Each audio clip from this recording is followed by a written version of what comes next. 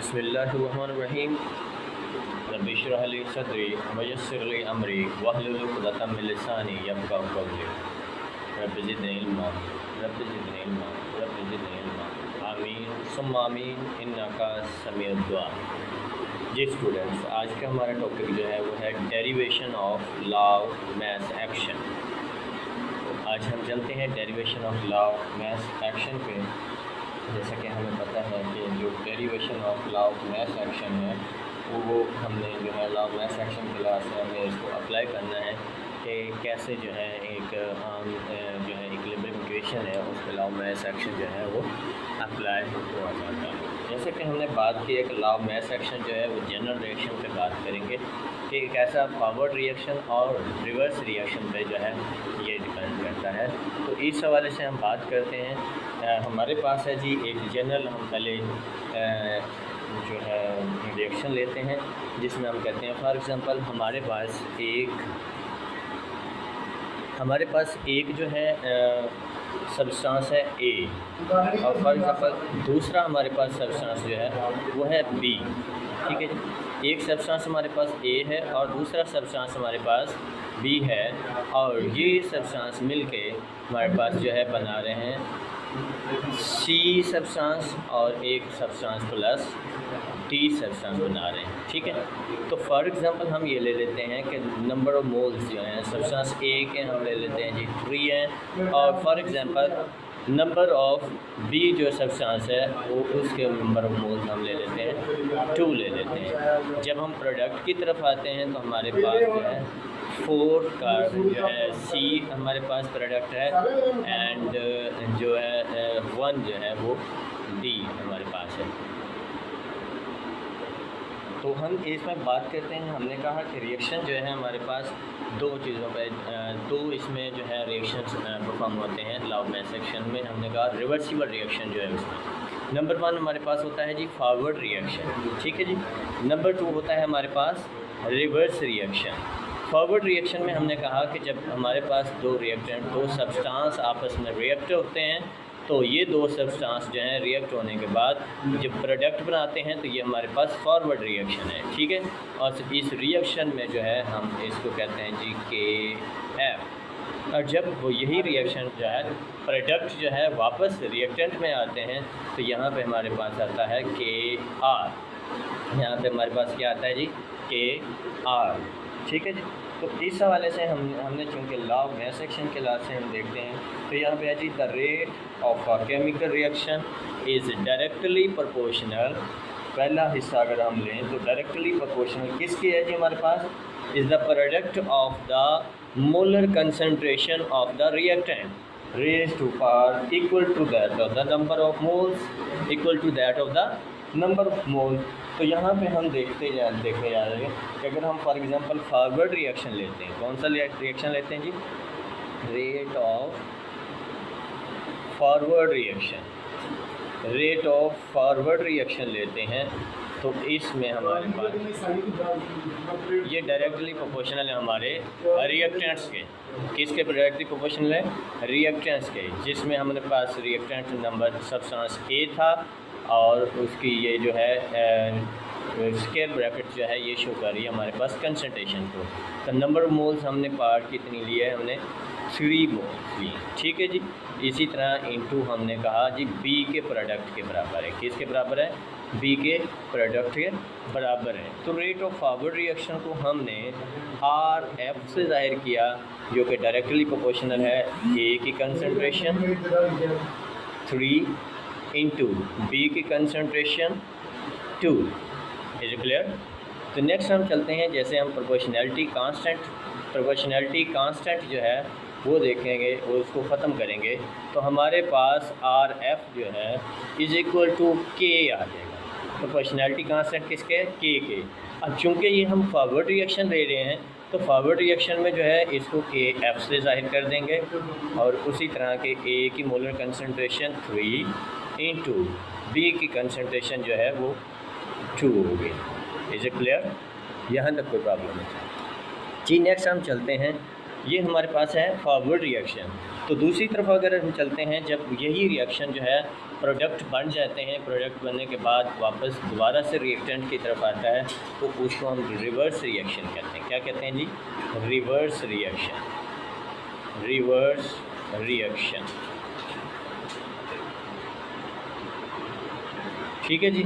और रेट है, रेट हम सिंपल मैं आपको बताता चलूँ कि रेट होता है हमारे पास, इसको हम स्पीड लगा लेते हैं कि किस स्पीड से जो है वो रिएक्शन गो थ्रू हो रहा है, किस स्पीड से रिएक्शन गो थ्रू हो रहा है। ये डायरेक्टली प्रोपोर्शनल हमारे किसके है, हमारे पास जो है प्रोडक्ट के, किसके प्रोडक्ट के, प्रोडक्ट ऑफ द प्रोडक्ट, यानी कि कंसंट्रेशन C जो हमारे पास है 4 इंटू D कंसंट्रेशन। यहाँ तक ओके है जी।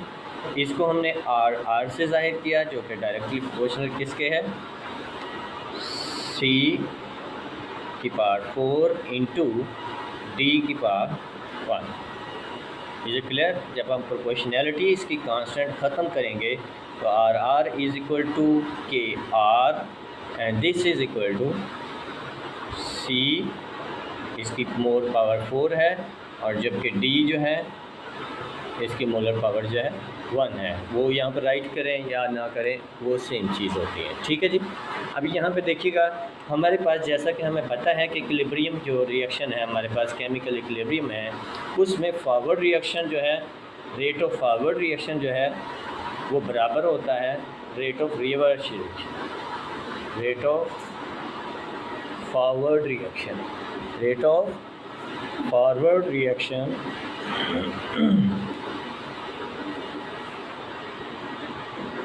ये बराबर है हमारे पास रेट ऑफ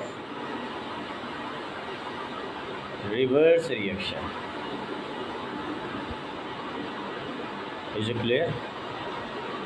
हम देखते हैं जी फॉरवर्ड रिएक्शन हमारे पास क्या है जी, के एफ इंटू कंसनट्रेशन A की पावर 3 और हमारे पास सब्सटेंस D जो है स्पीशी, उसकी जो है मोलर कंसनट्रेशन 2 है, जबकि इधर हमने कहा था कि R के बराबर है रिवर्स रिएक्शन, और ये C की कंसनट्रेशन 4 इंटू D की कंसनट्रेशन 1, ठीक है जी। अब क्योंकि हमारे पास ये जो है केमिकल इक्विलिब्रियम है, तो इस केमिकल इक्विलिब्रियम में हम जो है इसमें जो कांस्टेंट हैं उनको एक साइड पे लेते हैं, ठीक है, by taking constant on one side, ठीक है जी, by taking constant, by taking constant on one side. लो जी, कांस्टेंट को हम एक साइड पे लेके आते हैं और जो वेरिएबल हैं हम उनको एक साइड पे ले हैं, ठीक हो गया जी। तो देखिएगा जी, कांस्टेंट को एक साइड पे हम लेके आए हैं और वेरिएबल को हम एक साइड पे लेके आए हैं। तो देखिएगा हमने कहा यहाँ पे इसी अगर प्रोपोर्शन को देखिएगा कि ये हमारे पास के एफ है, ये इधर के आर है, के आर इधर क्या हो रहा है जी, मल्टीप्लाई हो रहा है, तो इधर आके हमारे पास यही डिवाइड हो जाएगा, ठीक है जी। ये हमारे पास आ जाएगा जी, क्या है, के एफ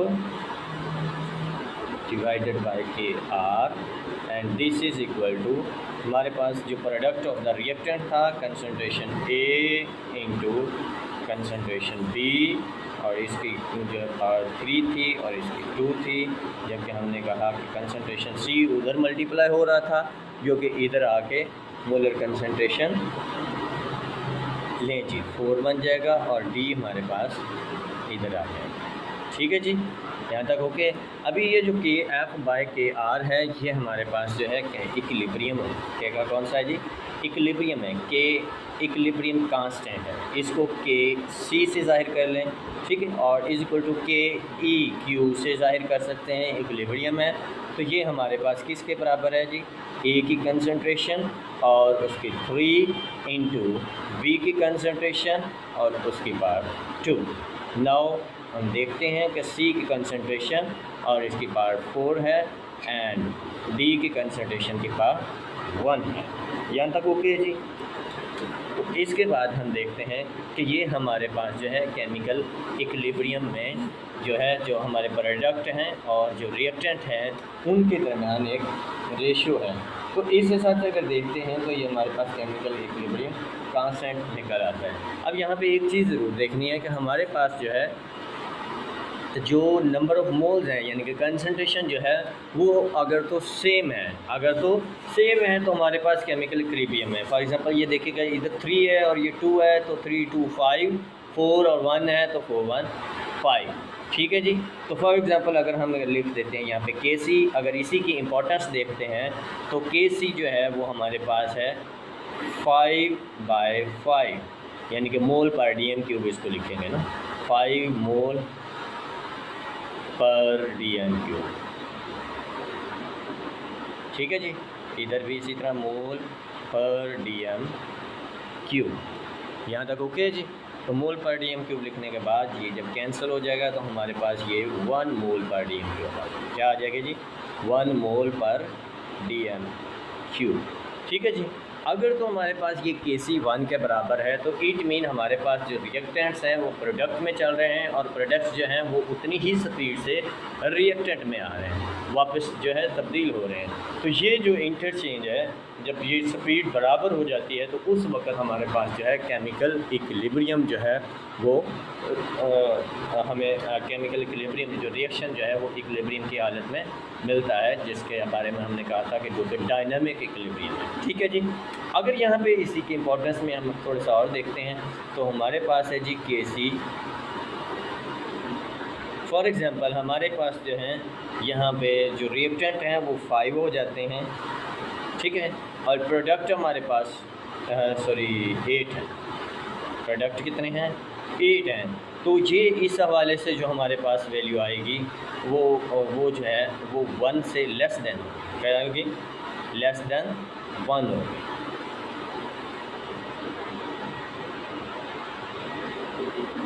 तो इट मीन कि अभी हमारा जो रिएक्शन है वो इक्विलिब्रियम की हालत में नहीं पहुंचा बल्कि स्मॉलर देन इक्विलिब्रियम। ठीक है जी। लेस देन 1 होगा तो स्मॉलर। इसी तरह अगर फॉर एग्जांपल हम Kc लेते हैं और ऊपर हम कर देते हैं जी 10 और नीचे कर देते हैं 5। ठीक है जी। तो इट मीन कि हमारे पास जो है 2 आ गया है, ये मोर देन 1 है। क्या है जी? मोर देन 1 है। अच्छा जी, ये 1 से अगर ज़्यादा है तो इट मीन कि हमारे पास जितने के जितने रिएक्टेंट थे वो सारे चेंज हो गए हैं प्रोडक्ट्स में, और प्रोडक्ट्स जो हैं वो अभी बाकी हैं। तो हमारे पास रिएक्शन जो है यहाँ पे इक्विलिब्रियम की हालत में नहीं होगा, ज़्यादा होगा। ठीक है जी। बहुत शुक्रिया जी। अस्सलाम वालेकुम।